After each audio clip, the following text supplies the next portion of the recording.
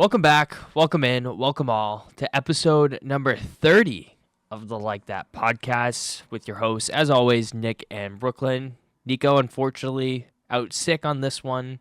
Sucks that he had to be sick on episode 30, but dearly missed. Imagine catching a cold in like the dead of like April and coming up on spring. Dude, that's what I'm saying. And I know The that he's cold's been kind of doing work gone. outside, but it was nice these last few days. But allergies have been Take pretty it bad. right out of the mulch.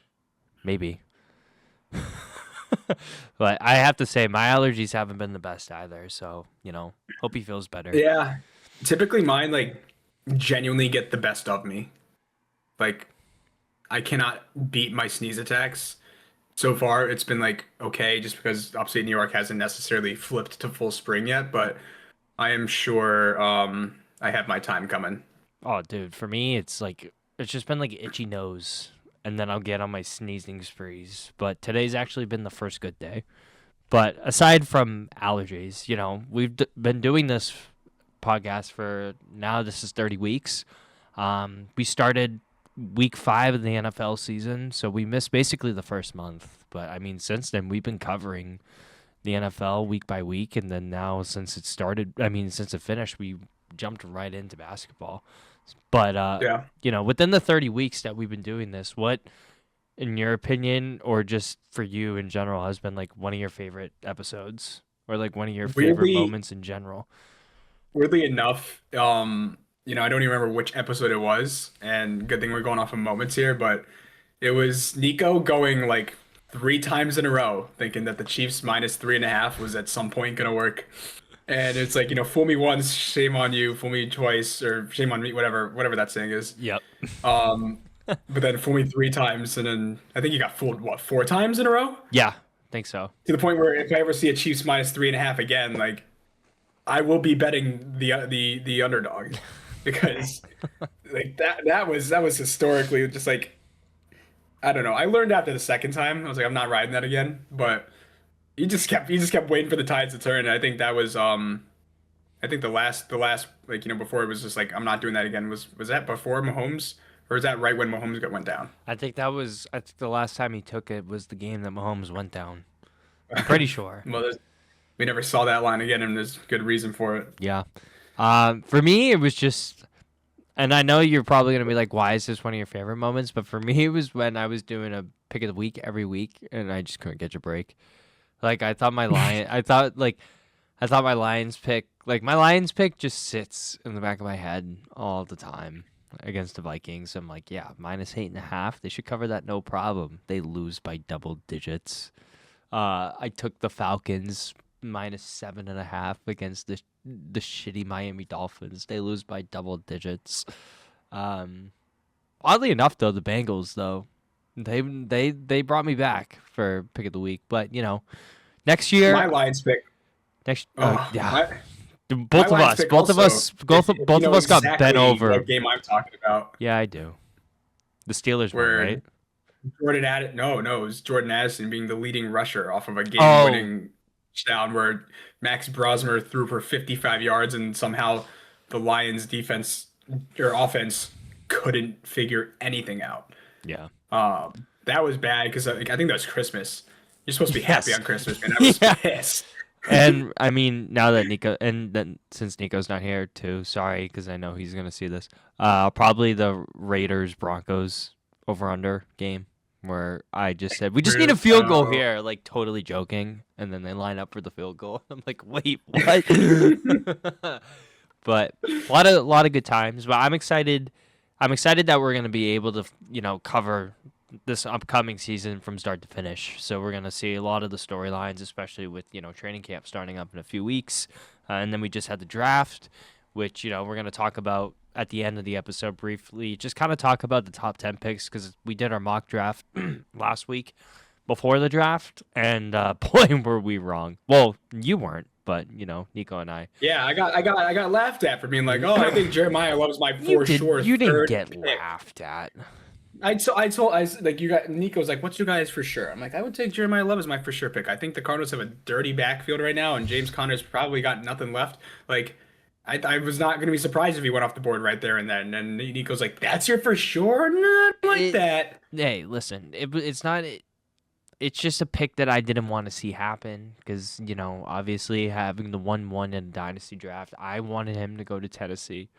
But I mean, the pick makes sense. I mean, when you're Arizona, you need everything. Granted, running back probably not what you need at 3, but we'll get into that later on in the episode. But no, you were right. You were right. I was wrong. But before we talk football, let's talk basketball. NBA playoffs we're still in the first round. It's as we are recording, it is Thursday night. So tomorrow is the beginning of May. I don't know about you, but I feel like this is late for the first round. I feel like it doesn't get really this deep. Well, But I I know think with that the like play-in, it's kind of delayed with everything. But this has also been a pretty entertaining first round. yeah, I mean, how many games right now have gone to a game six?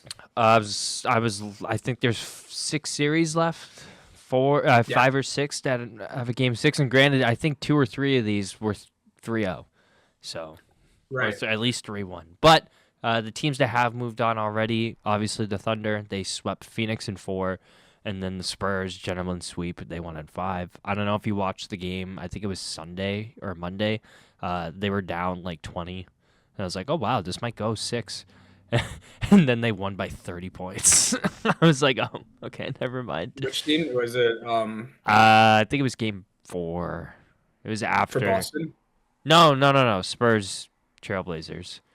Oh yeah, They were down a shit ton, and then I looked, and I'm yeah. like, oh, Wemby's back. And then De'Aaron Fox had his comeback game. But I mean, uh, those series said and done. I mean, that was kind of like expected. I didn't really think that we were surprised by anything there. I figured the I Thunder were wasn't going to sweep. surprised by San Antonio winning the series, but I was very surprised with how well they played without Wemby. Hmm. Stephon Castle having a 33-point game like was kind of crazy. I thought the Trailblazers would really look at that opportunity. I'm not saying that they didn't try to capitalize on that, but like that was a must-win situation for like the momentum of that series. So, ultimately, I didn't think that the Spurs necessarily were going to win the series. The Thunder, I don't think anyone had any worries about. I know Devin Booker is Devin Booker, but I don't know if can you hear that? Yes, or is that your fire alarm? Yeah. Fortunately, we're burning some dinner down there apparently. Oh, Let me know if you see any smoke entering under the door. I shall. Yeah. But I didn't expect any different outcomes between those two series. But this playoffs has been super interesting. I mean, I just think that the talent of basketball has just improved immensely. Um, and I think among the teams that are currently in these like game sixes now, like their stars are all very, very dominant takeover guys. Like, and the Sixers are a weird case just because I know Tyrese Maxey's been so good and Paul George like was doing really well and they had that drug test, but Joel Embiid, on and off. Yet I didn't really think that they were going to go to 6. I thought Boston was going to have maybe a 4-1 win. But hey, Minnesota was Yeah. my dark horse from the very beginning. Yep. I said that Denver defensively has major issues, and I thought that Minnesota was going to keep it close. I didn't think that they were going to necessarily be in the lead yet. I didn't think that they were going to win a game without Anthony Edwards. I mean, not Right. without, but Well, he yeah. went out for most of it. Yep. But Ugh. well, let's start. We'll go at these series one at a time. So as we are recording right now, the Knicks Hawks game has already started. But that series 3-2, Knicks trying to win to move on to the second round. And I don't know about you, man, but I really want Atlanta to win. I think it would be really cool. I think it would be cool for this young core. They've looked really dominant against this Knicks roster, against this starting 5. But if you're a Knicks fan, I mean, I would be very concerned heading into the second round if you advance, if you have to play Boston. Like that's you look at you Jalen Brunson. I know he's averaging 25, I believe, in this series, but he's shooting less than 40%. Like it's been ugly for him, man. I will say that the Knicks have had like their woes where it's like, how are we not playing the level we should be with this roster we have? But overall, like they're such a well-rounded 5. I mean, Mikal Bridges is the only guy that like kind of pisses me off, and he's not even on the Nets anymore. It's just because like, man, you had so much value behind your name, and like to be either a 10 or a goose egg kind of player, like painful. I don't know if you know the score of the game right now. It's 40-15. I was just about to say. I mean, as we were saying that, and OG Anunoby has 14 in the first quarter. Raquel Bridges I has don't know. not missed a shot. Right. So Uh, meanwhile, we're pooping on them, and Jalen Brunson also is 4 for 6 with 9 points and 5 assists in the first quarter. A double watch, and we're not even at halftime, not even close. yeah, But unfortunately, I think Atlanta has so many good pieces. I think they needed at least another year for this system to work. yeah, Um, and who knows what CJ McCollum, if he I think CJ McCollum's a low ceiling, or sorry, low floor kind of guy. Like I think what we're seeing out of him right now is kind of what we're gonna see until he decides to call it. Because he's already kind of old in the grand scheme of things. He's getting there. yeah. Uh, He's and he's a he's guy who can, definitely like the vet player now. Like he's a he's guy that 34. yeah, like he shouldn't be a guy that like I'm checking. Game 5, he played 32 minutes. He scored 6 points. Right. Like The nice he's thing about him is I just think he's that kind of scorer. I don't think that that's going to change much. And if I'm the Hawks, like I'm super excited because you saw Nikhil Alexander-Walker just balloon this year. Jalen Johnson took a huge step up, and like he was already pretty solid, but like this team has its core right now. And a good one to keep on developing, like Dyson Daniels and how defensively good he is, and of course that trade for Kaminga. Like it's a solid team if they can just continue to develop. I think they low-key remind me of what the Magic were last year. right. Yeah. I mean, if this team just a lot of upside for Atlanta, I know, heading into the offseason. I mean, they have a solid young core under contract. Dyson Daniels looks great. I mean, Jalen Johnson averaged a double-double, nearly a triple-double on the season. Um, when this team was getting slept on immediately after trading away Trey Young.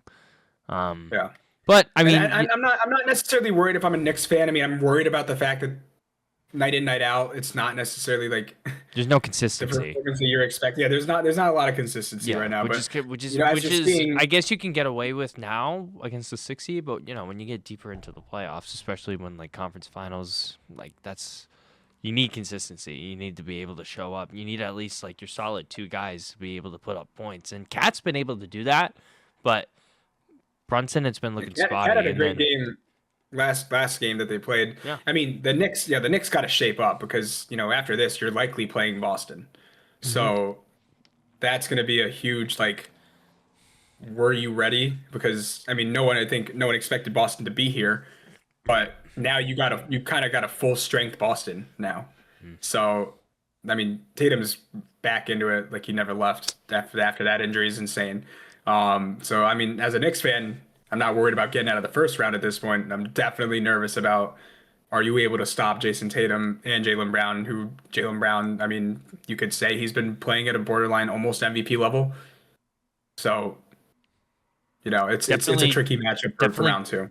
finishing in the conversation. If not, at least should be recognized that he's been in the conversation. But I feel like that's a good segue heading into this series. Celtics Sixers. Celtics up 3-2.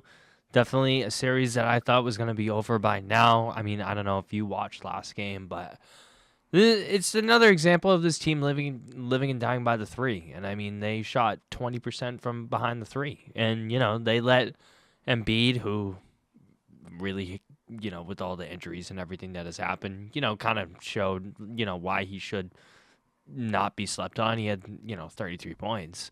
But, I heard he was foul baiting a lot. he I was, mean, was I didn't get a chance to watch that game, to be honest. a lot of shots But from the line. But, I mean, Celtics didn't play any better. Tatum didn't shoot well. Brown didn't shoot well either. I mean, it was just a bad shooting night for them. And, it was an ugly game at home. Heading into Philly, yeah. obviously it's going to be harder.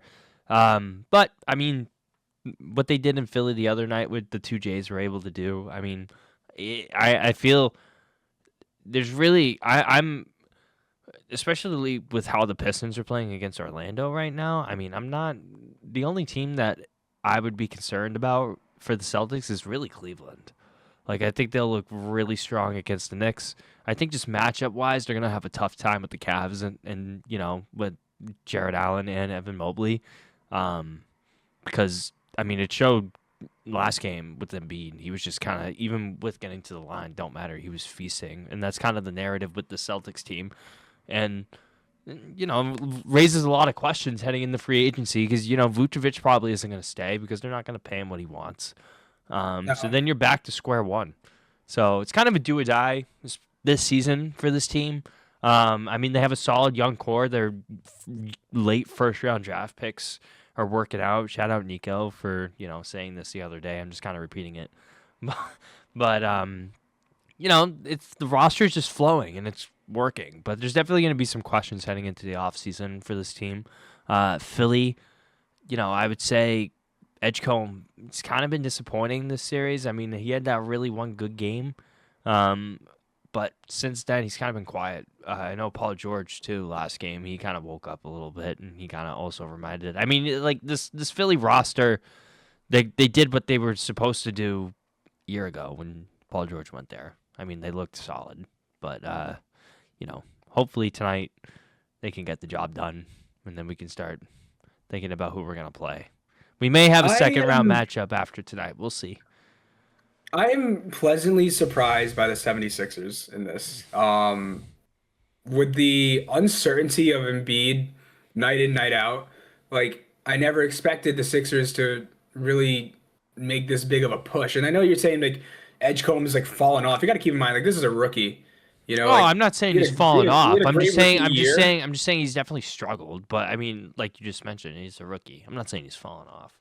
Yeah, he had a great rookie year. Yeah, he's been consistent all season. It's just and like you ask a guy who's a rookie, no matter how consistent he's been in the season, like to be consistent night in night out in the playoffs is a much different ask than go out there and play great for the season. Season's on the line. These are the highest pressure moments that Edgecombe's been in, and for him to even drop 30 points in one of those games is crazy in and of itself. So, if I'm a Celtics fan, I'm worried solely about like going forward. Like, how are your bigs gonna play? Like, Vucevic has been disappointing in every sense of the word for that trade. I think a lot of questions were raised around like Kata's ability before, and then they're like, "Oh, we just traded for Vucci Mane," and so far, Vucevic hasn't lived up to any sort of reputation. So. Yeah, you mentioned the Cavs, and I'd also be kind of worried about the Knicks. Like, Kata hasn't necessarily been sort of anything impressive since he's been in this series, especially. And when you're going up against guys like Cat and even Mitchell Robinson matches up very well with people like Kata. yeah. I'm worried about the Celtics at the big position. I'm not questioning their dominance on the scoring side. You got Tatum and Brown if they're both firing at the same time, and hell, Peyton Pritchard's been exceptional for a lot of the series too. That's a recipe, but Celtics got some issues to address elsewhere, and I don't think it's necessarily on the superstar side. I think it's about like you're looking at these matchups that you're going to be facing. Each of the top teams right now, other than Toronto, that are in the East, have a big name center Yeah. slash forward. Yep. So that's some stuff to worry about for them. I wouldn't be surprised if the Sixers keep this one close. I think Boston handles them, but Embiid, if he just dropped 33 on that Celtics, big man group, I'm not shocked if he's a big reason why they can almost even steal another one here, especially at home. We'll see. Hope not. We'll see. But heading into the next game tonight, your dark horse, the team that you thought, that you think.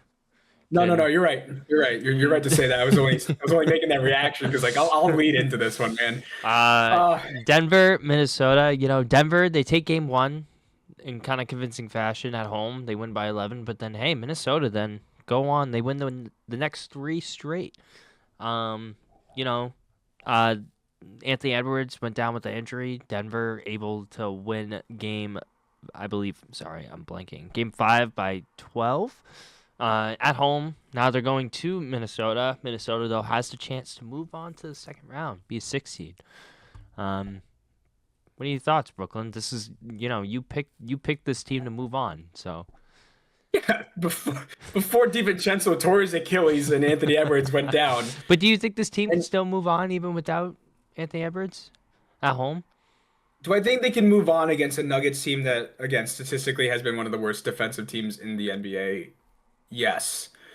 Do I think that the likelihood of them taking this game Do I think Jokic is going to probably be a little bit more of a force than anything else? I think Jokic and Jamal Murray now, without having to worry about Ant taking over, uh, have a very good chance of just righting some wrongs here and just like saying like, remember, we got the former MVP. Hmm. Um, and I know Rudy Gobert is a good matchup defensively, but I was you just about took to your say primary scorer away off. from your whole team, and this is like a thank God you have Julius Randle moment. I was about to Or say yeah, but also like when you're looking at when I'm looking at the box score right now of Game 5. Rudy Gobert played 29 points. I mean, played 29 minutes. Guess how many shots he took? I know he's like defensive four, minded. Two. Took two yeah, shots. he's not a Like, volume guy, but he matches up well against Jokic because that's the guy that's the one guy you're trying to stop other than Jamal Murray, I mean, and I see your it's not point. I see possible. your point. It's just like you have Julius Randle last game, 8 for 15. He had 27 points, 9 boards, 6 assists. Like, but like otherwise, like you have Jaden McDaniels and Ao. They had 18 and 13, but you don't have that other guy that can really help you get over the hump and like. I think a sleeper pick, not even a sleeper, everyone knows he's nasty, is Jaden McDaniels. Like he's filthy, and he's like there's a great chance for him to step up now and like try to be like a secondary leader.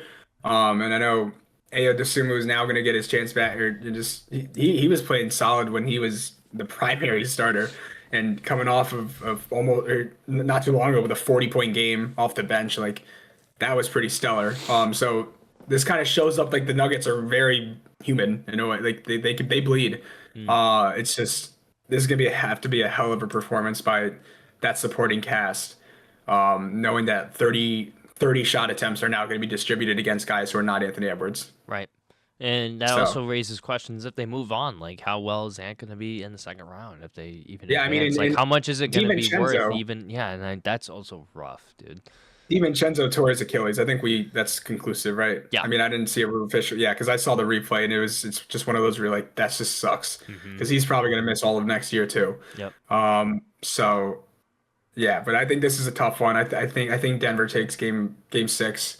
And honestly, if Ant's not good to go, because I didn't see Ant's official report, I'm not sure if you know what happened. Did he like sprain his ankle?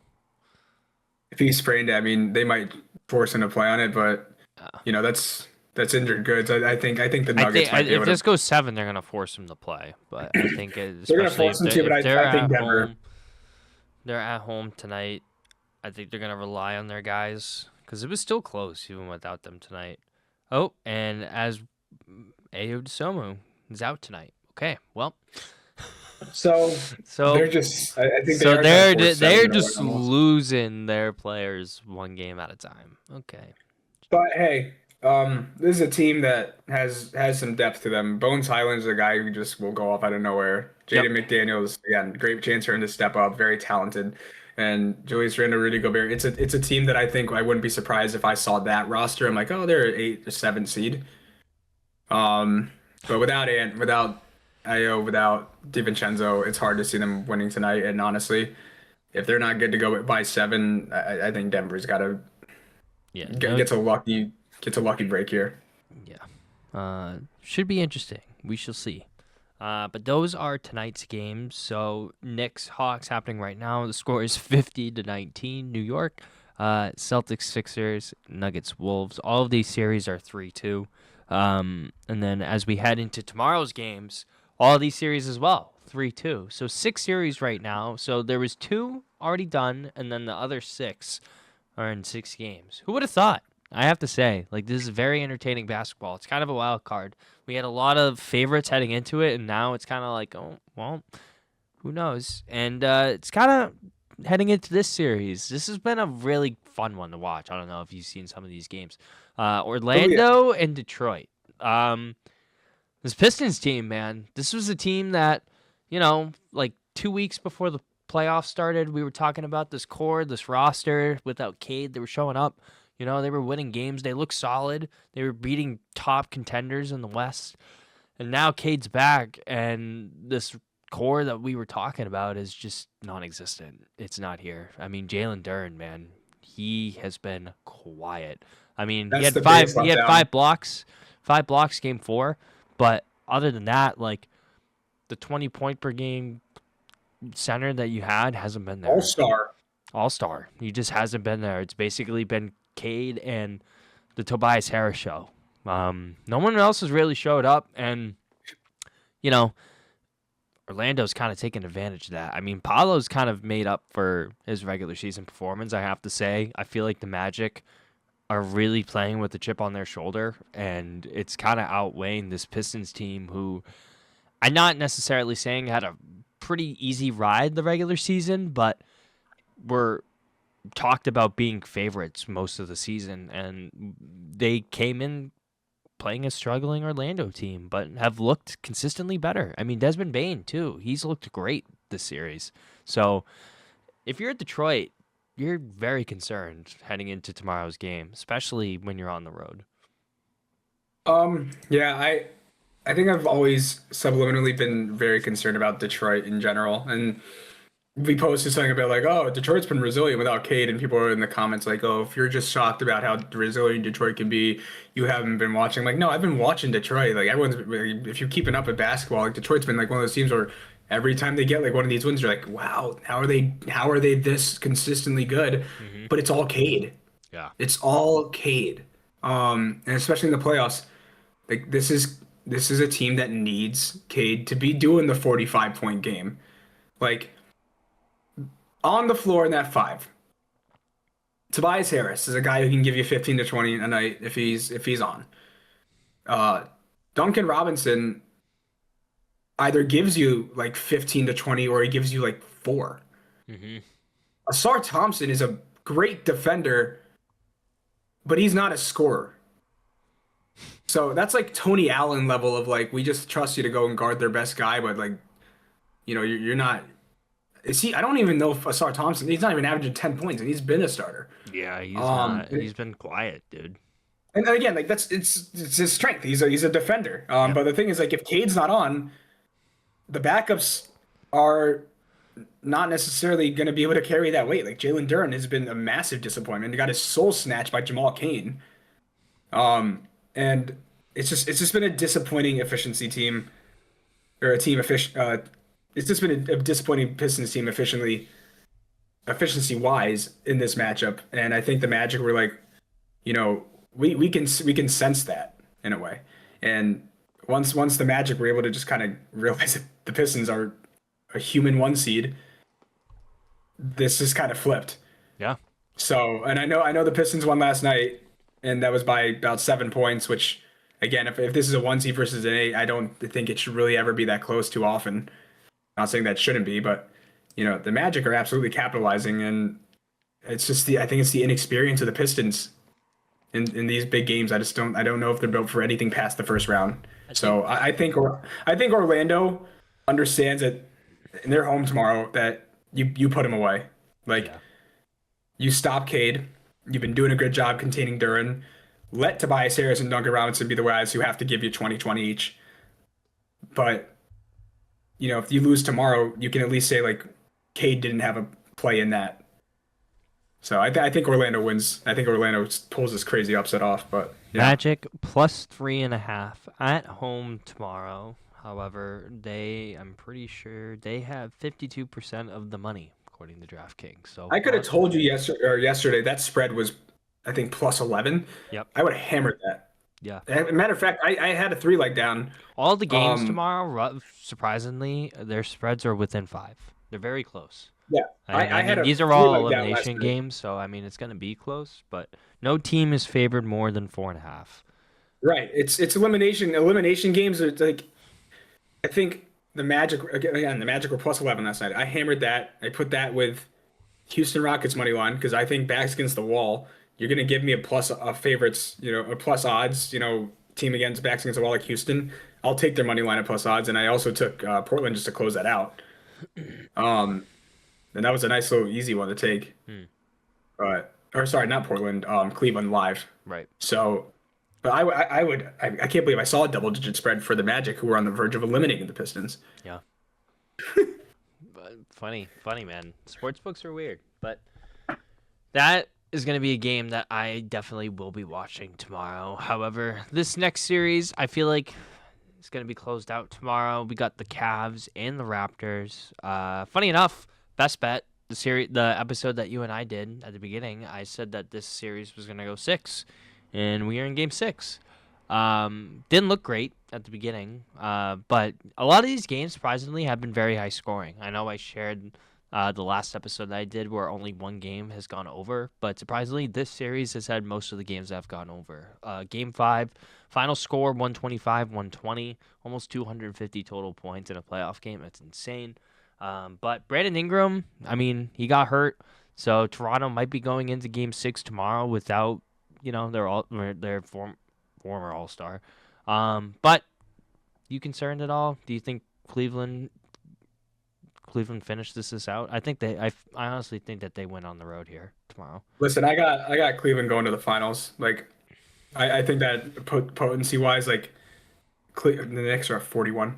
Potency wise, Cleveland. It can be so dominant, and if you can get these pieces firing, like Evan Mobley is just an outstanding all around forward, and Jared Allen, great glass cleaner and everything. But like with that combo of Mitchell and Harden, I know Mitchell, didn't put up the most points, but Mobley put up 23, Harden put up 23, Mitchell had 19. Those are all guys who can give you 30. Yeah. And I mean, the only concerning thing I would say about this Cleveland team, if going about this series, is that they haven't looked really good in Toronto. 89 points, game 3, and then game 2, and then game 3 they have 100, but you lose by 22. So there's a little bit of concern there. There's a little bit of concern there, but I mean, otherwise, if you don't have one of your best players playing, I think they're going to take advantage of that. I mean, the motivation of this team and like the pieces like Mobley and Mitchell have been in playoffs long enough. Jared Allen's been in the league long enough, and Harden is just looking for that ring. Like this is a hungry Cavs team. I think that this is just one of the stronger teams in the East. This is a Cavs team that like basically went all in at the trade deadline, like pushed all their chips in. Like you go out, you trade for Harden. That basically is saying like this is your win it year. Like you're putting all your chips on the table. You think you have the roster with him to win it all. And I mean, they got some solid backup pieces. Like Dennis Schroeder's been a baller. Yeah. Yeah. And Jalen Tyson's had a decent year too. Like their depth with Sam Merrill's like a Sam Hauser dupe, but like less efficient. But still, like they got a solid core to back up their already very good 5. And I look at Toronto, and we got ball over friends who are like, who the hell is Jamison Battle? I just don't be like, you don't know ball, bro. Jamison Battle. No. Yeah, no. Yeah, like come on. And it's just I think if Ingram's not there, and not saying, and Ingram's been bad this series. I don't think that Scotty Barnes and RJ Barrett are enough to overcome this team at all. Yeah, I don't really see it happening. I think this Cavs team, like you mentioned, back against the wall. They're up 3-2. You have the chance to advance, get some rest time, especially with all of these series, possibly going 7. I mean, those few extra days of rest are huge. And win on the road here would be huge. Big momentum heading into the second round, especially when you've played pretty bad in the first 2 games. So I got Cleveland tomorrow. I know, and they're favored 4.5. They have the highest odds, but I mean, with the low spread like that, I mean, I would take it. I mean, look at the friggin' Knicks tonight. I mean, it's insane. I think I texted you. I was like, Knicks minus 2.5 seems too good to be true. Yeah, bad against the. I said it was. I said it was a trap. No, it's a trap. Yeah, no. It's not even 40. But last game tomorrow night, probably, my opinion, aside from me being a Celtics fan, one of the more entertaining series, just because it's kind of a toss-up. The Lakers and the Rockets. Kevin Durant missing tomorrow. That's already been confirmed. I mean, I didn't know this guy was injured heading into the playoffs. I mean, it's kind of he's been spotty, but I mean, this Rockets team, they won't go down. They've been going down fighting, and the Lakers, they just can't get over the hump of getting over this last elimination game. Up 3-0, now up 3-2 in Houston tomorrow night. No KD, but Hey, do you think Houston has a chance to tie it up 3-3?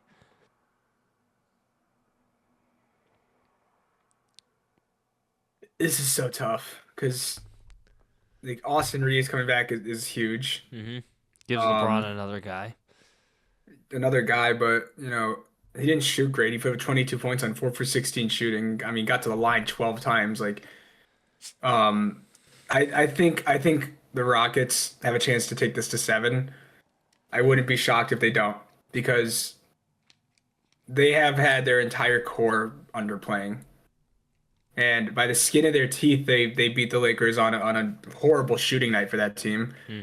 The team shooting 42%, and not like Rockets weren't necessarily shooting much better, but you know, there's a 6 point differential there, and you had Sengun, your next best guy if Durant's not here, 14, 9, and 8 with 5 turnovers, 43 minutes. um, 43 minutes too, and like yeah, your focus is on Sengun if Durant's not there, but you got to produce, and it's I think that if the Rockets do manage to come back here and steal this series, I think it's going to be off the hands of like guys like Jabari Smith. Yeah. You know, big catch and shoot guys, not exactly shot creators. Amen Thompson, like I don't even know, he's so fluky. Not fluky. He's not fluky. He's so finicky. He's like either dropping 25 and like a triple double bit almost, or he gives you 10 to 15. And like you just can't have that when you're missing your best scorer. Yeah. But So I think Houston has a chance to steal tomorrow, but I think the Lakers are in a good spot to I take the don't see series. Luke Kennard only scoring 1 point in 31 minutes tomorrow night again. And I don't see LeBron going 0 for 6 from 3. I mean, I unfortunately don't I see know, Luke I Kennard know. starting Like tomorrow. Houston, like if you look at Houston's box score, I mean, yeah, they're starting 5. They all of them scored double digits. I mean, Jabari Smith, like you mentioned, he had 22, but Yeah. also LeBron 25 on no threes, 7 for 10 from the line. I mean, DeAndre Ayton, he had 18, but like yeah, Luke Kennard 1 point, 31 minutes. Uh, I mean, a 41-year-old Braun is better than anyone on that Rockets team right now. Like Marcus Smart just staying behind the line. he knows his role. 3 for 7. 3 for 7 Three from for three, seven. and also 3 for 7 from the field. Yeah. But yeah, I don't see that happening again tomorrow I think night. it's too tall of a task for the Rockets to continue on without Durant with a Lakers team that's like we're not supposed to be in this situation without Luka or Reeves, and somehow we're in the lead. Like it's similar to the I think the Magic one. problem with this Lakers team, though, is that they've already just been talking so much about who they're playing next, and it's like, bro, you gotta beat this team first. Like I have seen so many things about, yeah, Lakers Thunder, Lakers Thunder. It's like, can they get over the hump in the Thunder? It's like, brother, they gotta get over the hump in Houston. Like, yeah, Right. they were up 3-0, but yeah, you get blown out in Houston, and then you lose by 6 at home when you should have won. Yeah, but like I said, like, I think this series is very similar to like how the Magic are viewing the Pistons. Like the Lakers are like, well, wait, we weren't supposed to be up and basically about to eliminate this team that was, if full strength and even without full strength, I really think that people probably thought the Rockets were still better than the Lakers, Yeah. and all of a sudden they're up 3-2. So it's kind of just like a put everything put everything you got into this next game. I mean, obviously, but like the Lakers, Lakers have got to be hungry. It's like let's just shut the door on this series because that was just one major. How the hell are they here? So, but I mean, they get through that. Yeah, the Thunder are one hell of a mission next. So Well, a lot of good playoff basketball these next 2 days. The finish off. So, Celtics Sixers are tonight. Knicks Hawks happening right now. So if those two play each other, depending on who wins. So if it's Knicks, which that what it seems to look like, knock on wood, probably is going to happen. And then but I don't Celtics see win how they tonight. choke this game. They'll be playing each other in the second round, and then we get to Orlando and Detroit. That is tomorrow night. Orlando up 3-2, going up against Cavs and Raptors. They are up 3-2. Orlando and Cleveland would match up against each other. That would be a pretty good series, in my opinion, especially with an 8 I think seed. that's a throwback to when they did play against each other back in was it 2023? Yeah, in the first round. Yeah, so there's some already some former or not bad blood, but There's some history history right there. there. Yep. Yeah, Orlando had a few upsets. Spurs already moved on, so they're waiting on to see if they're gonna play Minnesota or if Denver's gonna come back and force 7. That happens later tonight, so we will know tomorrow. And then last series, obviously we just mentioned, Lakers trying to get over the hump tonight or tomorrow night as they play Houston. They go on to play the Thunder. Houston trying to come back down 3-0. We also have 2 bets for tomorrow night's game. Brooklyn, you want to start off? Yeah, seeing the situation here and seeing that the Lakers are still like heavily not favored, especially on ESPN, they got that match predictor that the Rockets have a 64% chance to win this. And I think I would happily take the Lakers money line, the Lakers spread here with Austin Reeves coming back. That, Durantless, this Lakers team can definitely just give that one final push and take this series. So, I'm gonna be safe and take Lakers plus 3.5, seeing how that game that they just lost was a 6-point loss. But, other than that, they've had the leg up. So I'll take Lakers plus 3.5, might even sprinkle some money line there because I just think this is a close the book and move on moment. Yeah, I agree with you there, and I'm gonna stay with this game. I'm actually gonna take the over, the total at 206.5. I think this is low just because it's an elimination game. Last game they barely put up 100 points. It was 99-93. Sorry, they didn't crack 200. I know I mentioned that stat last week. A lot of the games have gone under, but since then I've been wrong. A lot of the games have gone over. But I think 206 is pretty low. I mean, out of the 5, only one of them has gone in the under. That was the last game. And I just really think it was a bad shooting night on the Lakers side. If they knock down a few more threes, I mean, they cover that total. But I think it's going to be high scoring. I think it's going to be a shootout tomorrow night. I think the young guys, especially in Houston, are going to be just chucking. I mean, they're going to have to, especially if they go down. So I like the over in that. So I'm going to take the over 206.5. But that is the NBA playoffs. But now heading in quickly, we're going to talk the NFL draft. So obviously we did our mock draft last week, and we were wrong. We were wrong. Going into this draft, it was one of those where like in my head I was like, I have these picks. I have them right. I know. I like, and maybe it was just me wanting to believe it. But yeah, man. Hey, you called it. Jeremiah Love at 3, and I wasn't knocking your pick. I just thought, in a Cardinals sense, it was an ugly pick. I didn't think they needed running back, especially that high. There hasn't been a running back drafted, I think, in top 3 in a long, long time. So I mean, the value's there for Jeremiah Love. I mean, they love him down in Arizona, and I mean, it's a good pick, but I don't know, man. They need more. They just need help on defense. It's a start, and not a start to defense, but like it's a start to patching up a team that Arizona's like is just missing so much. Um, so like I still liked that pick for them because like that back there that backfield was just so inefficient. So I think this at least gives your team something to be excited for. But I mean, I don't know exactly how you were feeling about the outcomes of most of everything in the draft.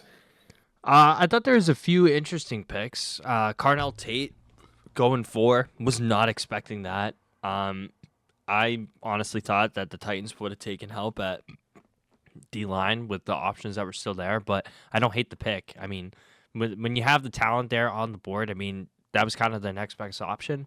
I think it's going to be a really good pairing with Cam Ward, and you just went out and you signed Wandale Robinson. You have Ailmaner and DK already. So, I mean, yeah, I like the pick. I think it's really solid. It just kind of caught me off guard. I agree, but I think that the Titans now with the exciting, hopeful development of Cam Ward and with DK emerging, like it kind of just gives a little bit more juice to like Cam Ward's got people now. He's got top people to throw to now, people who are proven.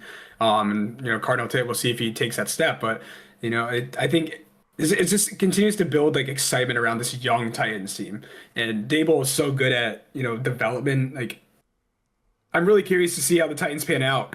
Remember Nico's pick about over wins. I think it was either 6.5 or 7.5. Yeah. I wouldn't be overly shocked. I mean, I think they're not proven yet, but they have a lot of talent.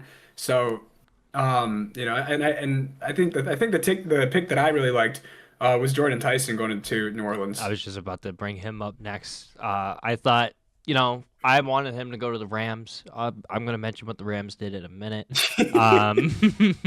But yeah, I mean, there was kind of rumblings that the Saints were going to take him. I thought that they were going to go edge rusher here, losing out on Cam Jordan. But I mean, this is the next best option, I feel like. I mean, yeah, you go out, you sign Travis Achan, not ETN, excuse me, Achan. But yeah, I mean, Chris Olave needed help, man. He was getting thrown all these hospital balls. They traded Shaheed. So, you got a solid wide receiver, too, who can be a wide receiver one for most eyes in New Orleans. And it gives Shuck a little bit more of development help, like rather just to throw into one guy. And it makes this Saints offense a little more versatile. So I thought it was a good pick. Yeah, I think it's a huge confidence booster for Shuck as well. You had Olave, and Olave, I'm surprised he's not like scared to try to catch the ball nowadays because of He was getting the absolute wrecked. hell, the absolute hell that Derek Carr put him through. Um, but I think now that you have another top receiver from this draft class, and it's a guy who's got a lot of hype behind him. Like you're gonna try to get him the ball. You're also gonna try to keep Olave going. It's a bit better just overall for that system. I think that was a really good pick. I thought Caleb Downs for the Cowboys was great. Yep. That was a really bad defense overall, and not saying that this is all of a sudden fixing everything, but It's an made some upgrade. improvements on the D line halfway through the year last year, and it's a huge improvement in safeties at the safety spot now. And And the frankly, Rams. I I I thought that a lot in this first round makes sense. A lot of the stuff that happened in the first round makes sense. Your pick right here that you're going to talk about, I think everyone's like, what? Yeah, so number 13, keep in mind, Ruben Bain still on the board. There's some really good offensive linemen still on the board. Um, the Rams take Ty Simpson at pick 13. Nobody had a quarterback, or two, excuse me, going in the first round. Never mind in the top 15. Um, yeah, I thought this was insane. I thought this was such a reach. Um, I I don't know, man. I mean, McVay is very high on this guy. I saw a thing that said that he met with them secretly before the draft already. So the Rams were already like dead set on this guy going in. Um, I think that's insane. I know you want your Stafford replacement, but I think you don't take him in the first round at 13 when this guy was in mock drafts going like high second round, like low first round. At that point, you trade back. In my opinion, you Right. trade back. I think like with who else you see that went here in this first round and like all the needs that were needed, I think you can get him still like in the mid 20s if you're really gonna want to take him. Now, I'm not at all saying that like Ty Simpson would have gone in the first round, but I wonder if the Rams were worried that the Jets were going to possibly make that move. Maybe, but also like they went and took Sadiq at 16, so it's like, were they even really looking at him? Like, I feel like if you take a tight end at 16, you were already locked in on that. I don't think that's just random. And then they traded up, and then they get Omar Cooper at pick 30. I feel like that's the spot that they would have went and got Ty Simpson if they were gonna do it. Um, and I think that was kind of them getting Omar Cooper was kind of a makeup for him not being there because they need receiver help. They need help everywhere. But yeah, man, pick 13. I think it's interesting. I mean, hey, maybe he works out, but I don't know. I think you could. I think if you're the Rams, especially with all of the offseason drama that you've had, you try to get a little more value. Maybe you trade back, get some future picks, take them in the bottom of the first round. But yeah, that was an interesting pick. And then It was lastly, interesting. too, Eagles taking Makai Lemon. They actually traded up for him. I think this is a clear indication that AJ Brown's out the door. I don't know about you. Um, it's just a matter of when. I don't know when it's gonna happen. I don't know what they're gonna give up for him, but it was kind of clear if the Eagles were gonna draft a receiver within the first two rounds that it was kind of gone. They wasted no time, and I think it was the right option. I agree. and Makai Lemon, I mean, he had that one insane catch. Um, I forget exactly what team they were playing, but I was watching that game live, and it was like the craziest toe tap in the end zone I've ever seen in my life. And so yeah, I think if this is now that indication that AJ Brown's time with them is done, and how disappointing was that, right? Yeah. It's just One Super Bowl. it's, I it's wouldn't say it's disappointing. I mean, I mean like last year was super oh disappointing. yeah. Not his time, but last year, like just the way it finishes Just out the season. is definitely Season in yeah. general. Yeah. Because I think the Eagles had a little bit more hype around them, and they just kind of didn't deliver. Like that one like loss to the Bears that they had midway through was like really like how like not saying like because the Bears were a pretty decent team to be an upset, but just yeah, I thought the Eagles might have been a little bit better, but this is definitely a good replacement for AJ Brown if he is out the door. So, being a Bills fan, having the 26th pick, man, and then watching get traded down twice in the first round, and then all of a sudden get moved into the second round, I was like, all right, so there goes half an hour of my life I can't get back because these teams decide to take 8 minutes to make their picks and then another 5 to actually announce them. But I thought specifically now talking about the Bills though, I thought the Bills had a decent draft. Made Yeah. some improvements on defense, and um, I I don't know if you saw the pick that that they made in the second round and who announced it. No. I forget his name who it was, but it had to have been just as bad as the Jamal Charles Oh God, no. because he announced it as the 34 pick, word for word, 34 pick in the 2016 draft. Oh. Oh no. 10 years too late, buddy. It was absolutely like the worst. The worst. I would have hated to have my name called in that situation. Oh. Um, no, but I don't think I have many like crazy thoughts about this draft outside of what we already covered. I think a lot of the stuff that happened that unfolded made sense. I think the Browns had a really good draft. Yeah, I mean they upgraded that If you're looking at receiver. Shador, Yeah, yep. and they got help at OT. I was just about to say every pick that we had in our mock draft except one was wrong. Um, David Bailey went 2. We had Orville Reese go in there. He went 5 to the Giants. Nico had the Chiefs maybe trading up. That's what they did. They took Mansour Delane. We had him going at 9, so I wouldn't say that's wrong. We just had him in the wrong spot. We had Makai Lemon going 7 to the Commanders. Sonny Styles went at that spot. I think that was a good pick for the Commanders. They needed defensive help. And then Giants at 10 took Magawai, tackle from Miami. Also much needed help. And then we had Caleb Downs going 11. Caden Proctor 12. Ruben Bain fell all the way to 15. I thought that was shocking. Yeah, But that was I thought also that was really that was a crazy. really good pick for Tampa. But yeah, I mean a lot of the That D line for Tampa was just not a factor yeah. last year. So Yeah. But yeah, that was episode 30 of the Like That podcast, talking about some NBA playoffs, NFL draft. Next week, I know Nico mentioned it, we're going to be doing our NFL fantasy mock draft with rookies. So we're going to be doing our picks in the first round, I believe, and the second round.